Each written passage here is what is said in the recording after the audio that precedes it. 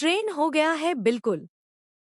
बस इसी तरह तुम अपने इमोशंस के जाल में फंसाते रहो। तुम्हारे आंसू उन्हें मजबूर कर देंगे सब कुछ भुलाकर एक बार फिर मेरा हो जाने के लिए। बढ़िया। अब इस परफेक्ट प्लान को लाइफ में लाने का वक्त आ गया है। तुम जानते हो ना क्या करना है। सीरियल क्योंकि सास भी कभी बहू थी में आ गया है बहुत ही धमाकेदार ट्विस्ट।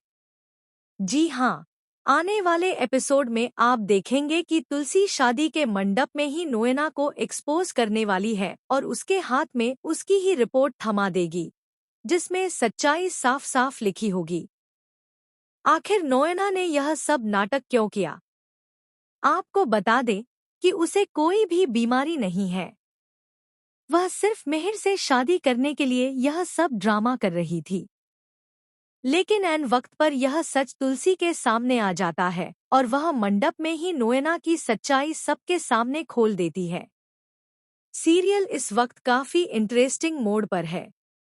आपने देखा कि नोएना ने झूठा नाटक करके तुलसी के सामने अपनी आखिरी इच्छा बताई थी कि वह मिहिर से शादी करना चाहती है।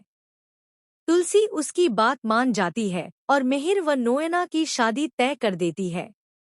घर में हल्दी और मेहंदी के फंक्शन भी शुरू हो जाते हैं।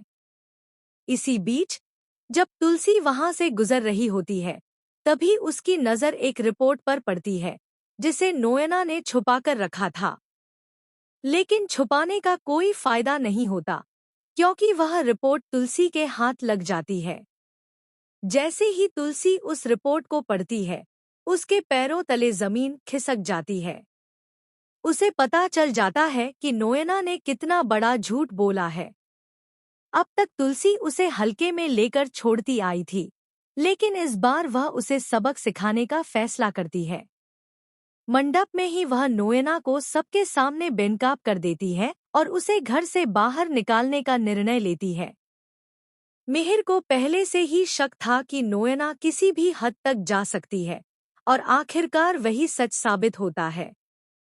गुस्से में मिहिर मंडप पर ही नोएना को थप्पड़ मार देता है और साफ कह देता है कि वह तुलसी और उसे कभी अलग नहीं कर सकती।